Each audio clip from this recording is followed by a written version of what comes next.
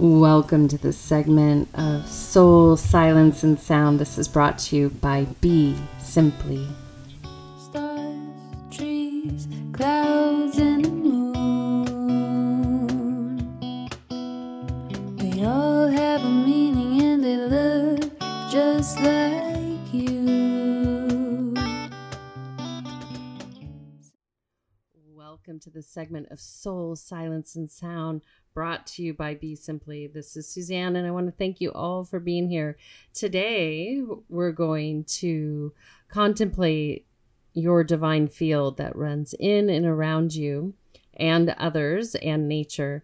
And the reason for this contemplation before we go into the meditation and sound is oftentimes our attention is brought to the external idea of divinity, and meaning that you are separate from versus with it at all times. So it's not separate from you. And I say it, meaning it's a field of energy that's unexplainable, and no one is without it. Everyone has it. And it's a matter of you want to engage with it. So that's why I'm really big on doing your inner work, but also nourishing your inner landscape and getting to know your highest expression. And that highest expression is deeply rooted in your eternal path and would be called your soul or your spirit, however you want to refer to it. And so, we have all these outside infeeds daily from the things we read, the people we talk to, from infeeds from technology and telepathic infeeds from others that we might know or that are thinking about us. And so all these weigh-ins can shape and mold how we show up in the world. And the most proactive way to assure that you are in governance of your eternal being is to get to know you and to do that inner transformation and healing.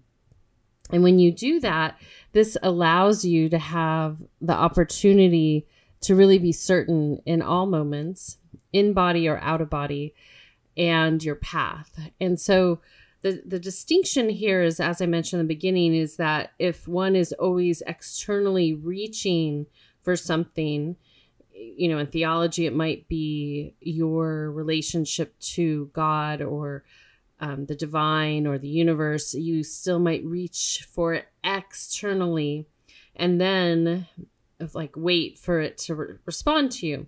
However, if you get to know the dance that the divine is doing with you internally, and that your highest expression is your own wisdom keeper, and you have the opportunity to get to know this facet of yourself. And what this does is that gives you this instantaneous ability to shift your consciousness if you choose to commune there. It's kind of like having a friend and you always talk maybe about the superficial things, not the in-depth things. And sometimes that's hard if you don't see someone for a while. It's just surface conversation. But imagine you connect to your highest expression within you, and then you bring that to a meal or a meeting or whatever it might be. And sometimes there are words, and sometimes it's just a sense of being. And the reason this is so important is that when you are in this resonance, like you connect to this resonance within you, the divinity within you, it will shift your perception of reality. It also give you a confidence and a level of protection from infeeds, because if you're constantly grasping for the external, even if it's through your belief system, that grasping will potentially cause suffering. And this I see a lot when people are met with adversity, hard times. They grasp because maybe they want to understand, they don't want to know, they might be angry, so they could grasp towards others, people, places, and things. In addition, they might grasp at their perspective and relationship with the God word. I'm going to let you fill in the word for that because that's unique to you. And so it's okay if you have that type of relationship, but you also want to bring it internal, like to the most intimate level with yourself, because it's going to be a much more clean communication than grasping at something external. And when I say communication, this is not words. This is not having a dialogue with yourself in your head or perception of some other being in your head. This is a vibrational exchange with yourself, with your soul, to your physical body. And then it directs you in a way that is quite beautiful and is fun to allow to unfold versus forcing it. And so today I wanted to share just a couple things that you can do to connect to your divine field and start to notice it in others. And so often when I'm counseling people and working with them, is more than not they're in a loop from their past to the future and not in the present. So one of the best ways to start to connect to the divine field that runs through all of us is to be very present. Now, some of you might be familiar with that concept, like the power of now. And this goes a little bit further beyond that, because in the present moment, when you connect to the divinity that runs through all things, that gives you a sense of two things: your inner code of ethics, and it gives you a sense of mindfulness as to what step or action you're going to take from the present moment, even what you're walking or working towards in the future. So without that level of ethics and merging it with the divine energy that runs through you, there will be ultimately some grasping that goes on. It might look like you really want that job. And so because of past experience, you might future cast that you can't have that job. You might think it's not possible, but I really want it, but it's not possible. So you keep commuting two contradictory statements to yourself and to the unexplainable, to the divine, to the universe. And so what happens is then it becomes something outside of you, and it's a conflicting statement. It's kind of like saying, oh, I want to have Thai food. No, I don't. I shouldn't have Thai food. I want chocolate cake. No, I shouldn't have chocolate cake. But ultimately, you really want the chocolate cake. You really want the Thai food. You really want the job. So that's when you come internal with that, which you want, and get really clear with it. Like, yeah, I really, really want this job. And then you get still with it. And then you really welcome the divinity within you to help guide you to that job, or the information you need to know about the job. Meaning sometimes there are things we want, like in relationship or just in general in life. And then we get a clearer information feed, we will quickly understand if we're moving in the right direction, or if we're kind of ignoring something that's in and around us. And so by doing this, when you really own what you want, then, and you keep really deepening what that means, it starts to open up internally like a flower to the outside world. And then you can start to see where you're guided, where your attention is best placed, and you don't get distracted. Because if you're grasping at anything, you will have many distractions in and around you. And so that's why we want to start from the rosebud and allow that rose to open up and lead the petals to lead us where we're best to put our attention. And then in addition, what also happens when you start working from this inner landscape to the outer world, you will begin to get honest with yourself, because you'll realize where you're being supported, what's possible, what's being asked of you. Because a lot of times in life, sometimes the route that you're destined to take isn't comfortable. Sometimes it's effortless. Sometimes it's like, oh, you have to do an about face right now, but you're willing to walk through whatever you need to get there. And I can use the example when I was in architecture and design school, that in that moment, we understood as students that there might not be a great job market when we got out, that we might need to be on an internship basis. At that time, it was legal to have your interns work for free. So that might mean you get a second job. But when you commune deeply and you know that that's your path through the studies and so forth, then you commit to it. And then when you commit to it, you realize, okay, I'm going to need to do this, this, and this possibly, or not. And so that starts to guide you. And even if you waver from that knowing, you'll be guided right back. And this can happen in all aspects of life, that you start to work towards something and then you get redirected, or you effortlessly get placed where you need to be, even if there's sudden changes in your life. And so you might ask, well, why right now? Why get reconnected? Well, we've gone through as humanity a lot of manipulation on this planet. And so there's this interesting interface between the divine through your physical body, through nature, and out beyond your physical body. And so that field of energy is yours, and it's to be protected by you. And when you deepen your relationship with the divinity, the unexplainable that runs through you, that field will get stronger and stronger and stronger. Similar, if you have a code of ethics and you keep working towards it, it'll get stronger and stronger because you'll understand what that means. I'll use the example, I've used it before, but it's probably the most relatable right now, is if you find and value honesty and truth, you have to get right with that inside of you and notice the facets where you can manipulate yourself and trick yourself. So therefore, when you clean that up, you become more aware of where that's happening in and around you. And then you can decide, do I want to interface with that energy that likes to do what I used to do, or is trying to do that to me, and I don't want to do that. So this is the refinement that comes from within. And then when that purity comes in, that divinity starts to reflect and magnetize your will and discipline to be your highest and your best. And so that field gets stronger and stronger as a mode of protection and communication. And it's not just when you go into a temple or a synagogue or a church or anything like that. It's wherever you go.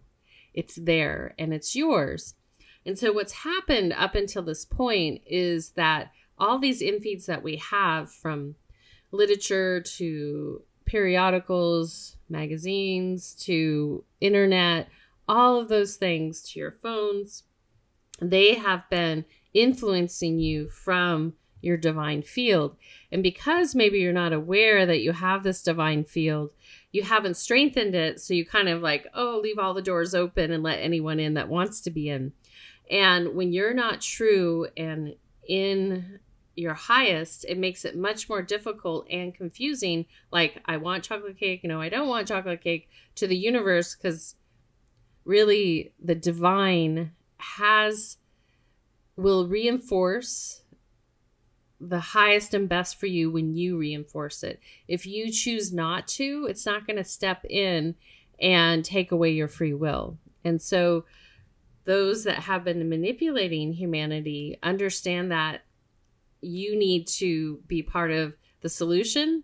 And if not, if you're, again, expecting it from an external source, then you're leaving your doors open and anyone's welcomed in. And this goes also true with relationships. I've mentioned before, I've done this series several years ago on a very popular word, narcissist.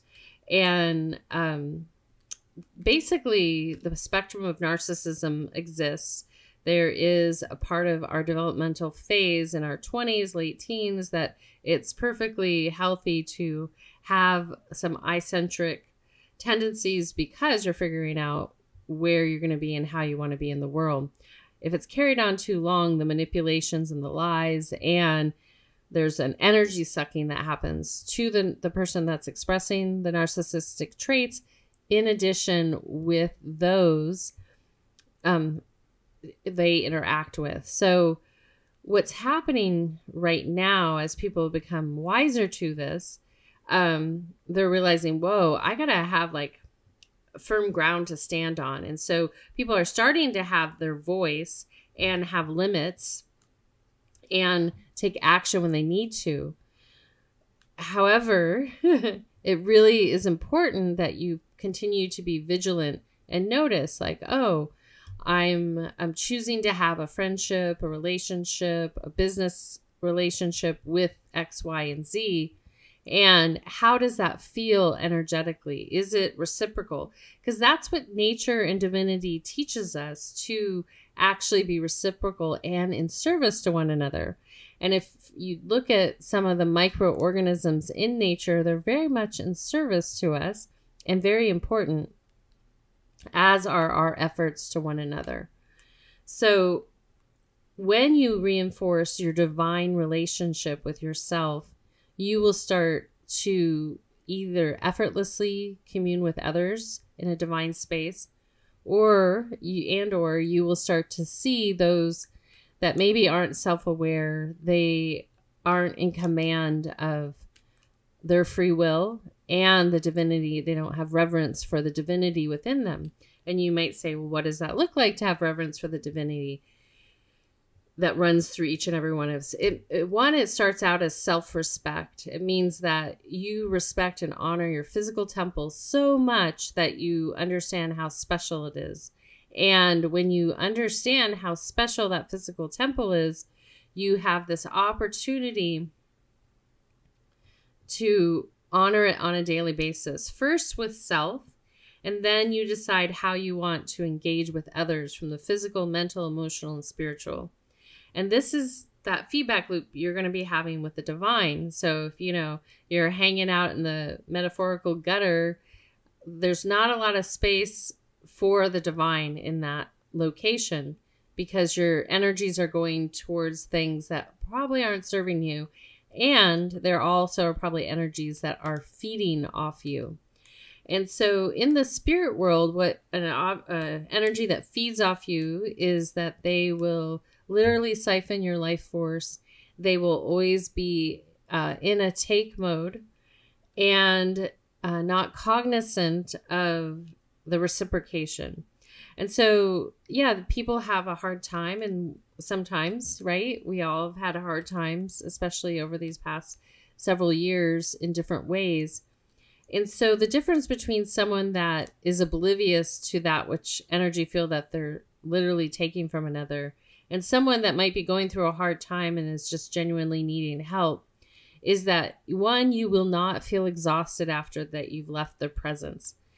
If or when you feel exhausted by anyone, a coworker, someone you're in a relationship with, anything, or you don't feel yourself in their company, that's a pure sign that there's some energy being siphoned off you from them, probably, and something that's connected to them. And so that's a moment for you to decide, hey, how much do I respect myself? Where do I want to place this energy? And how do I want to relate to this energy?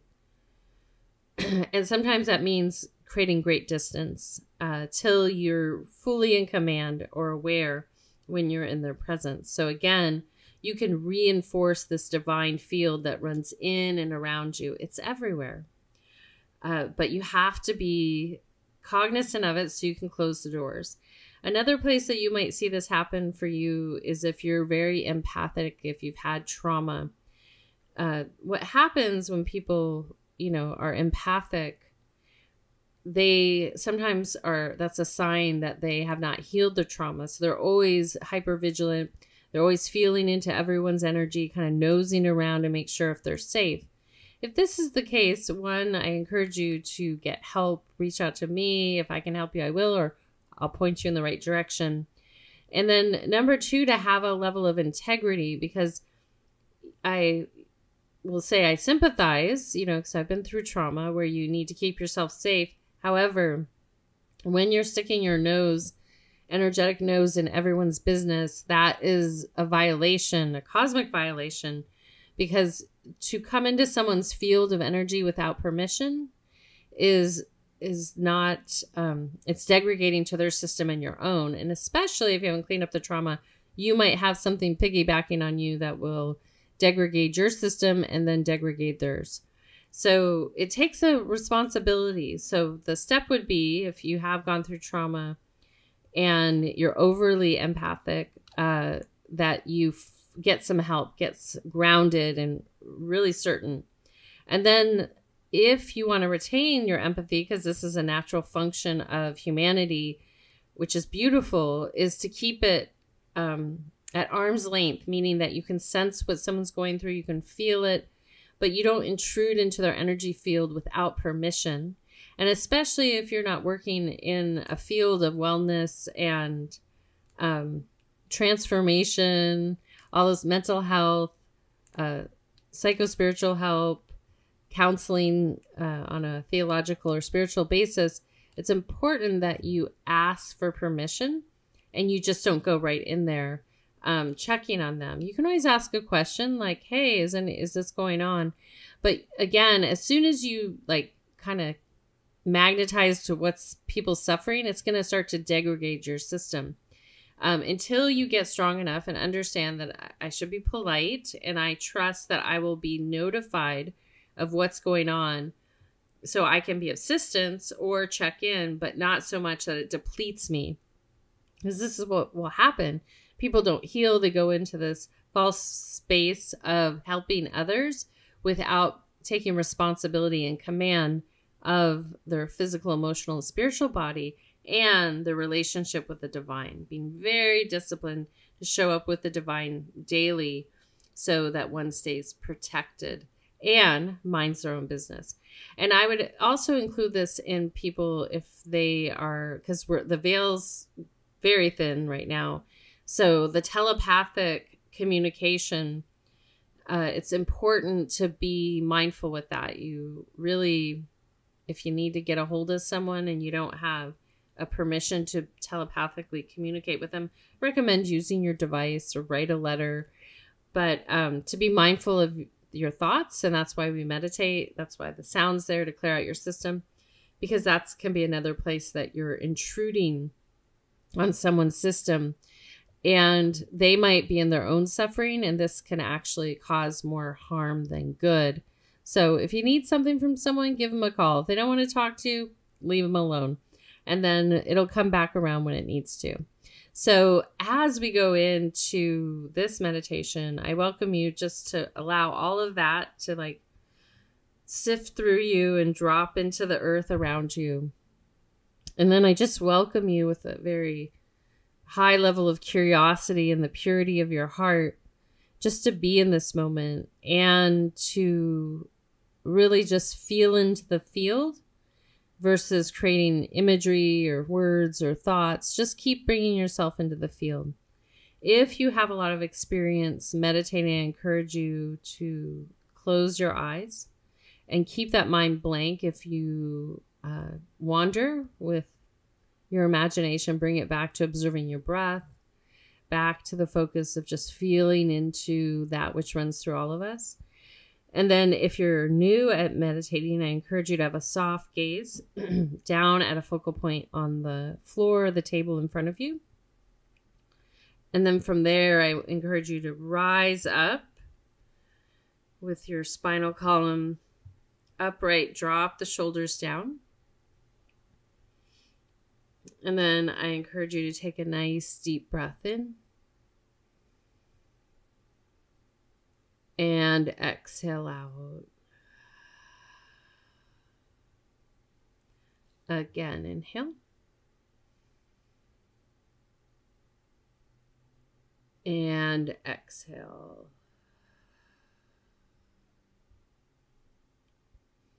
Good. One more inhale. And exhale.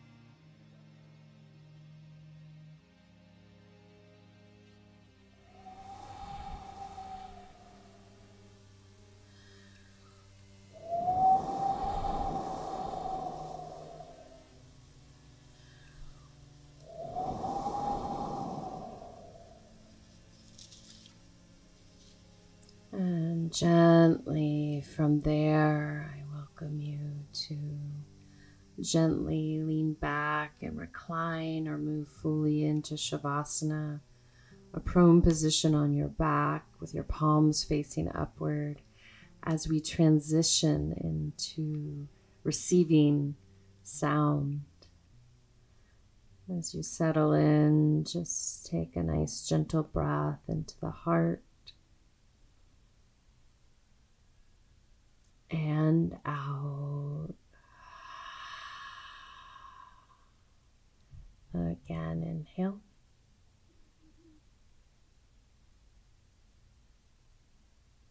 And exhale.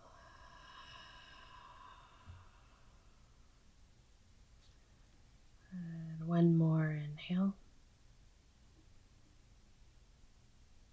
And exhale.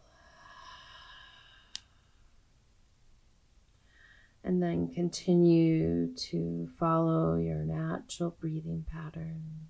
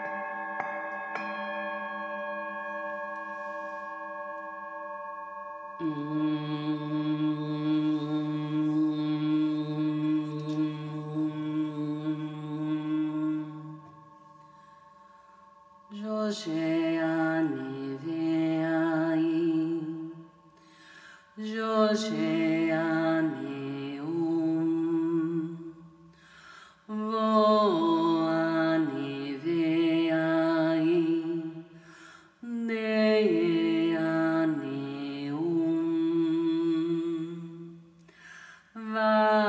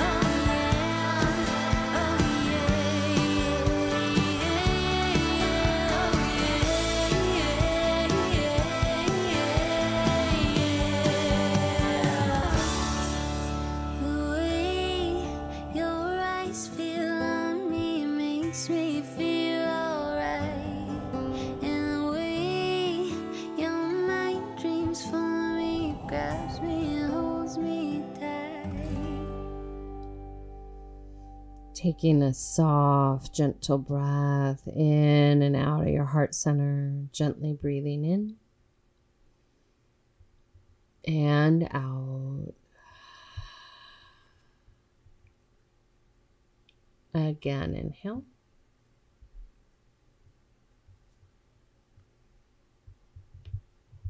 And exhale. Good. One more inhale. And exhale.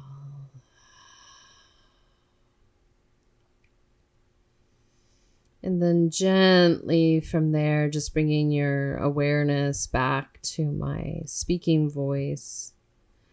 And then when you're ready, you can bring yourself up gently, rolling over onto your right or left side, and then bringing yourself gently up to a seated position, being mindful of your head, attempting to bring it up last. And then if you're not ready right now, just stay where you are. And then for those that are rising back up, just gently extend your spine up and then drop your shoulders down. And then take another deep breath in and out. Again, inhale.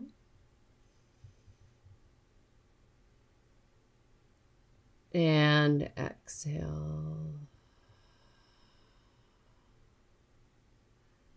Good. One more inhale.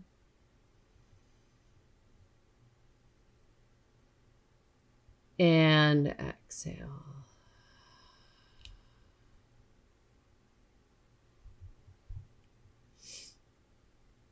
Gently from there, I welcome you to breathe in and out of your heart center.